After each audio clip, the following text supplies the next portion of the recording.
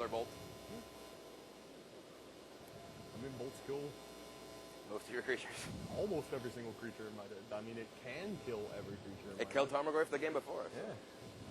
This time I tricked you, though. You got me good. I killed your creature, and you played another creature that I couldn't kill. You. Ah.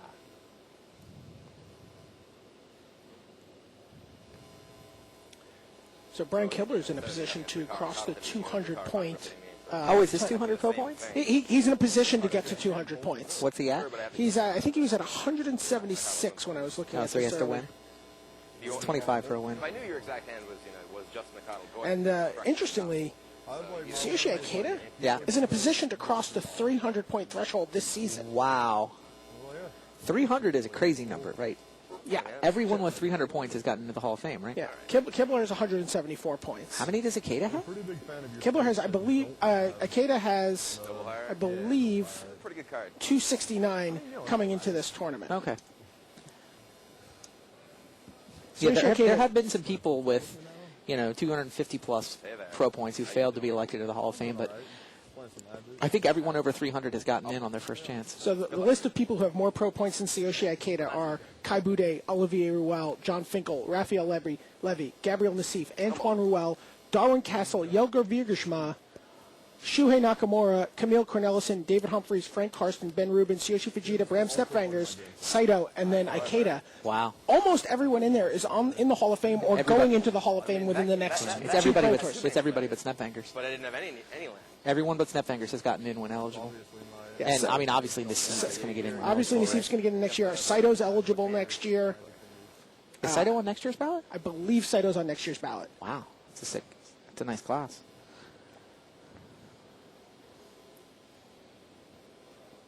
it'd be pretty awesome to win 2 out of the first 3 against you. You can hear the crew saying it's so much more fun to watch shuffling on the Magic Online. Yeah.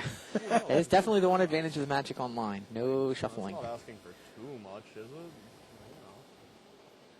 These guys are doing a fine job of commentary. We can just sit back and watch, right? Kibler has certainly done his fair share of Sunday. The Dredge deck. He's probably done... I don't know if I wonder who's got the lifetime booth most PTs. and he has main deck. Are you in second yet? I've got to be at this point. I mean, I've done every Pro Tour since '99 with one exception, so I'm pretty How sure. many did Pakula do? Right, it's Pakula has done a bunch, Kibler has done a bunch, you've done a bunch, Weissman has done a bunch, And Mike did a bunch. Mike did a and Mike Flores did. Yeah, I don't know that. I don't know if Flores did as many as the other 4. I'm gonna try Our director, by the way, has been the same all the way through. I do not have the most broadcasts on the crew. Wow. Bruce Town has been with us since PT1. Yeah. We were talking about. I can't find a reference to it, but I feel like there was an internet radio broadcast actually of the first Pro Tour. I mean, Which was this in Pro New York. Tour has been on the cutting edge of internet broadcasting for most of 15 years. It's really impressive. I remember before I ever played on the Pro Tour, I got hooked into the scene listening to audio live from Pro Tours. I remember you talking about Dell listening to your Pro Tour. Yeah, when I in won in Chicago. '97, my wife was at home listening. My parents were at home listening. I just might. Kibler looking at a 6-card hand, trying to figure out whether to go to 5. Don't mess with Texas. thinking he just tricking me. I'm not tricky listening. Hunter thinks Kibler's tricky looking. I'm not getting a lot with it. So embarrassing. Oh my god. He does go down to 5. Wow. And then this one time, I pulled a mulligan to 5, and I got really lucky in a unwinnable matchup, and I didn't test, and I just lost second my way, into the finals in PT. Not yet. Not yet, sir. Oh, it's coming. It's gonna be the biggest upset of like the last hour and a half. I don't even know how hot I'm running, but I don't think you know how hot I'm running. I got pulled over by a cop today. On my way here, I was going 16 over. He gave me a warning. On my way here, I was going 90 on I-35, passed the DPS, pulled into a gas station, and just waved as he drove by. And he actually just looked straight at me, and I'm just like... Went in, bought a Red Bull, got back on the road, and expected him definitely to be waiting for me, and nope, drove all the way to Austin. He wasn't You there. outplayed him. Yeah, I was just like, ha, Trixie, you can't find me. There you go. So Kibler is starting on 5 cards for Game 3. Kibler has been running pretty well. Yeah. No, I'm Okay. I mean, the quarterfinal matchup, if Angel of Despair targets anything, he loses. Yeah, gets a warning from a traffic cop going 16 miles over the limit. Has a Hall of Fame buddy who hands him the most innovative zoo deck in the field. Hey, he had a little bit of a hand in working on it That's himself. fair. That's totally fair. Go. Oh, okay. And he keeps 5. That was a noble hierarch for a second. It's Treetop Village, so he did leave in the treetops.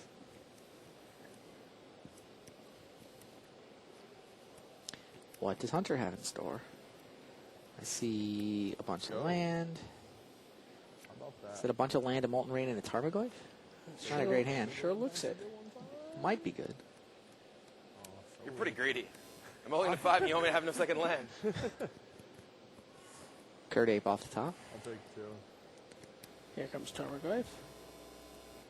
The old 01 trick. All right. Hunter plays an 0-1 Tarmogoyf. Stupid here in a second. That is Go. no- Brian plays land 3 and ships the turn with Treetop Village threatening to block.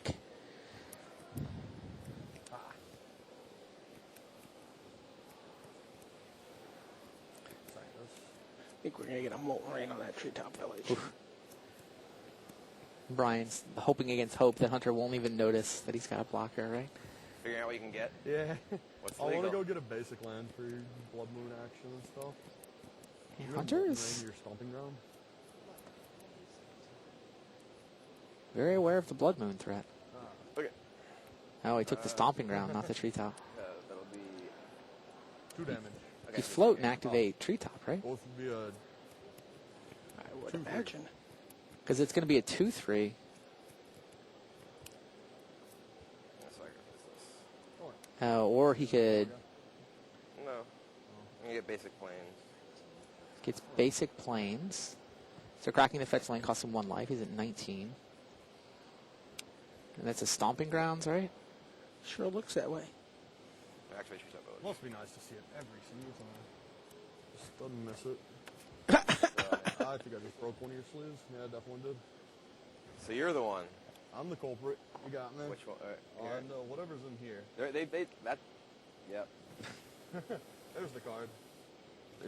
They've just been breaking like crazy today. Dude, the I actually green replaced ones. like half my deck. That's why in the I ran the quarterfinals. doubles on the green ones, because they don't break. I'm done after that, too. Okay. though. Yeah. Hunter lamenting the fact that Brian saw this play. Activate treetop. The right side. Tarmogoyf does not get to attack. Go. Misty Rainforest and Misty Kibler. Rainforest? Remember, Kibler's looking to give Hunter his first loss and extended this weekend. Yeah. He is 10-0-1. He's Oh, drawn Molten another Rain number Molten Rain. 2. Pretty good. Run it back. Points this one at Treetop Village. Kibler is looking at a hand with double path. Is it path, land, land? I think it's Path, Land, Baneslayer. Oh, path, land, Baneslayer. Interesting. Molten Rains are pretty good. He drew the 5 he needed off a 5-card hand. Okay, here comes path. There's the basic land Hunter Oh, wanted. your Blood Moon's not going to wreck me as bad now.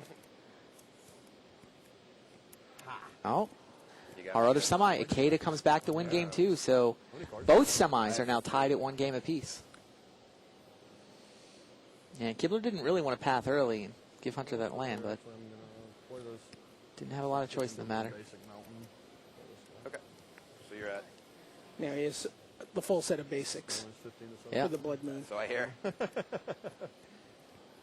sure I have a basic. Yeah, it is. Alright, your turn. So now he's racing Ooh, against that's all. Brian getting to 5 here. What does basic mountain accomplish? Good. I mean, a red fetch land just does the same thing, right? Yeah, I mean, a red double land. a red, yeah, pit shock land. And, another one of these. Yes, maybe he didn't want to take the extra 2. Yeah. For Oh, he coming needed play it and on tap. tap, sure. Yeah. Okay, that's what it does. That's relevant. Kibler falls to 14. Now you're at. Yeah, Maybe a cracks little- another fetch land. 13 after the fetch land. Ooh, you got Oh, 11. the Reliquary. I do. And Knight of the Reliquary. Should be a big one, right? It's had a little help. You want Couple of Molten Rains, couple of fetch lands. Alright. See what we can do see how Hunter's running. Can he find one of his 3 paths here? Yeah. Not that that's that desirable. Geopede? Yep. Wow, Molten Rain number 3. And the Geopedes are still in there. Okay. Go. He said he didn't sideboard. You have how many cards? 1. 1 little card. Knight's holding off the team, though. Tarmogoyf. Yep. And there's a big Tarmogoyf. Instant. Creature. No creature? Oh, I'll have a guess. creature. So your sorcery, instant, land. So he's 3. 3, 4. You're at 17. 17, not 9. Kibler trying to figure out if he can afford to attack with the Knight. That's an interesting call. Tarmogoyf can block. 1 card. Fetch land would make the Geopede too big for Tarmogoyf to block, though.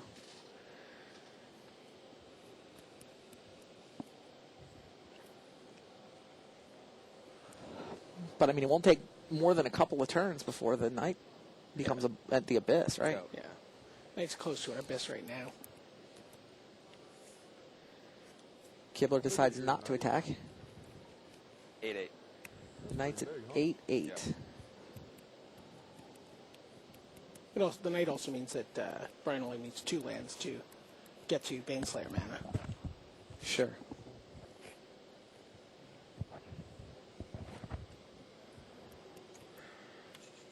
You're at 9, I'm at 17. Your Knight is ginormous. I'll say go. Yep. 3 Molten Rains in your guard? Yeah, 3. I drew almost all of them. I wish I could have gone my Knight. Give me a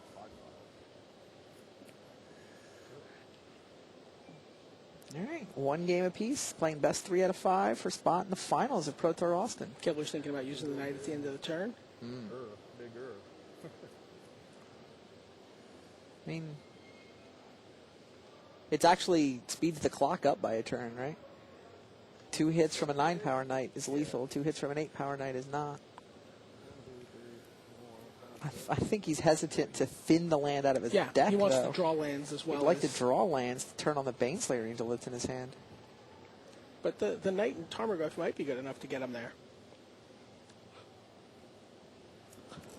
There's a treetop over on Hunter's side of the board, by the way.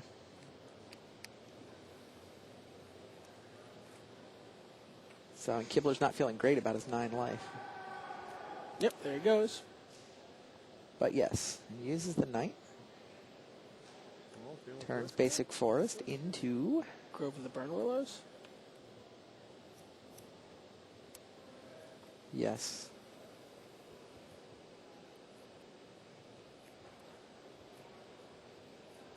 Interesting. Completely unafraid of giving Hunter some life here. Sure. The broken sleeve. Man, your sleeves are awful. They are, really. I mean, they gave them to me, so it's not my fault. Should have I shotgun the green ones. Should have shotgun the green. Ringing endorsement for green sleeves. You gonna do something at the end of my turn? Or I just did something at the end of your turn. I don't know if you're gonna give me a life and No. hold something. Or you got 2 cards, 3 cards, 2 2 cards. cards.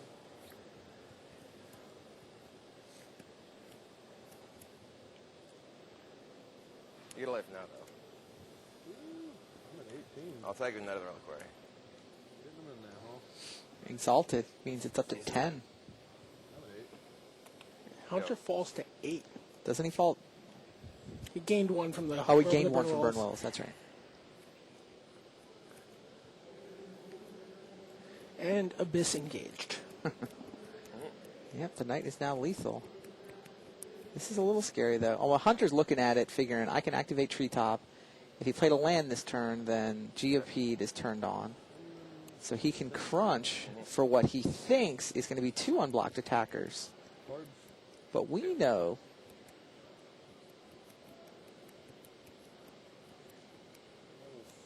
that Kibler has another path in his hand. So Kibler's side of the board is Grove of the Burn Willows and an untapped basic plains.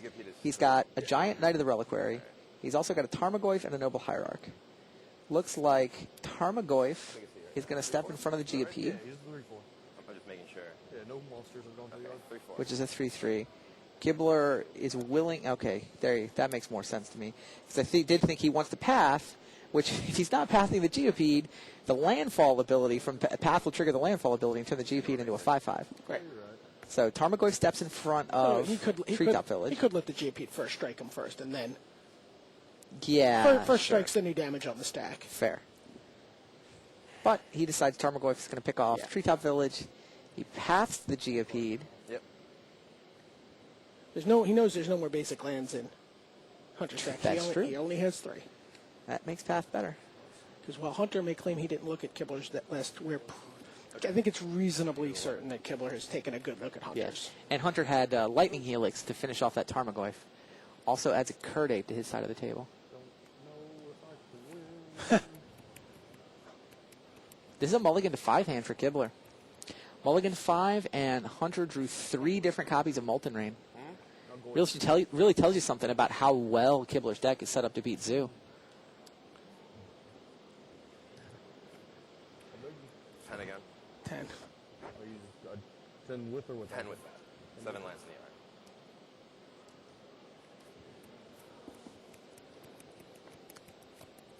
Lightning Helix means this isn't quite lethal, but close enough.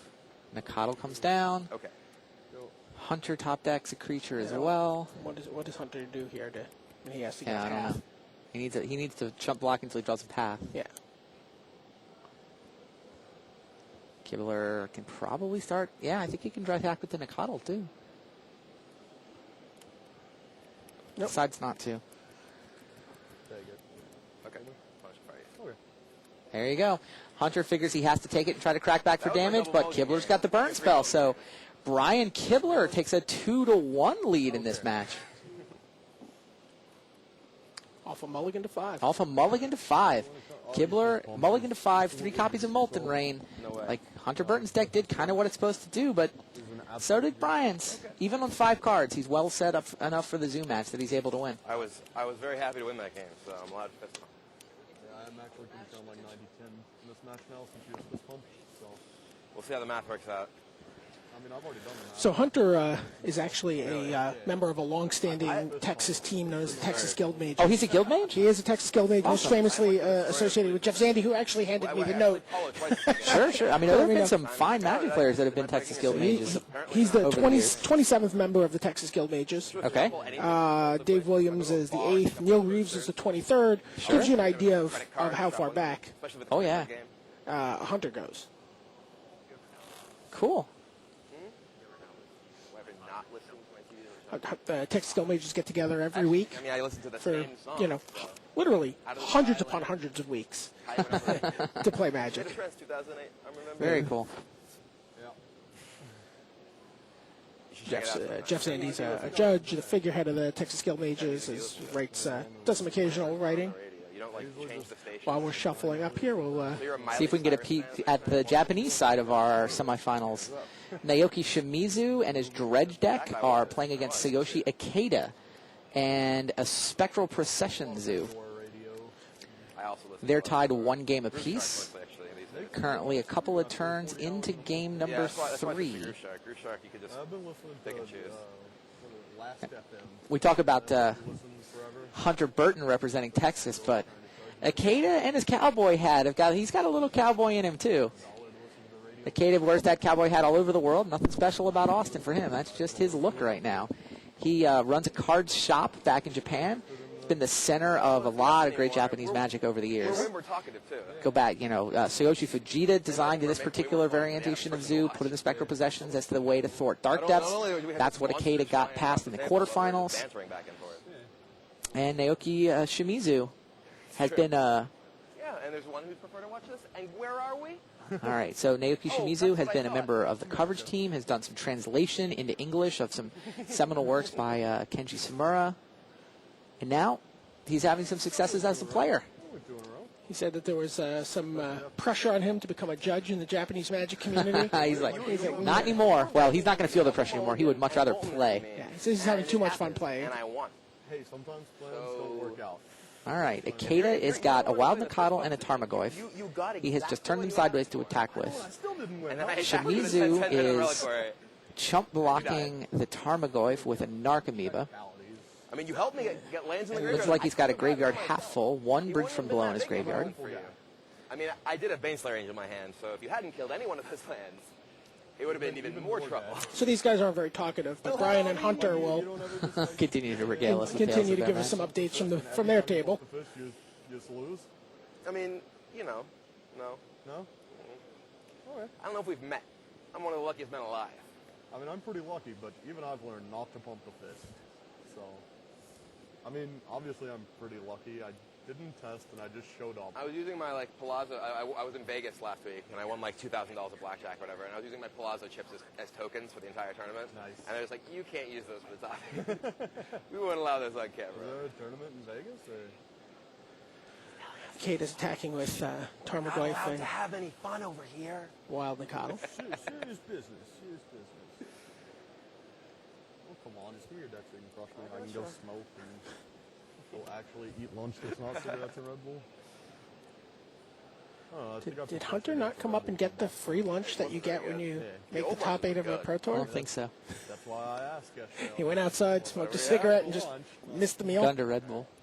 All right. Your choice. I'm going to play it. I'm going to... Good choice. Maybe you'll go to 4 and I'll draw 3 Molten Rains. Like, Well, I good guess luck. that's How many Red Bull? Between these two, how many Red Bulls do you think they've had today? Well, I couldn't find any Red Bull when I was coming in this morning, so I'm assuming they got it all. It has to be a white land. It might be a double-digit number Yeah. between the two of them. If I had a white land in that hand, it was pretty good. Step link shot. All right. What's- Akeda, meanwhile, this one is 13-12. He's getting Hedron crabbed by Shimizu. Yeah. So we saw Shimizu win a match because he Hedron crabbed Martin Juza. He Randomly knocked the only blue land in the deck into the graveyard. Tribal Flames maxed out at 4 instead of 5. That was the difference. The crab deck got the deadliest catch. He had the deadliest catch. There you go. Caught your steam vents. Get it over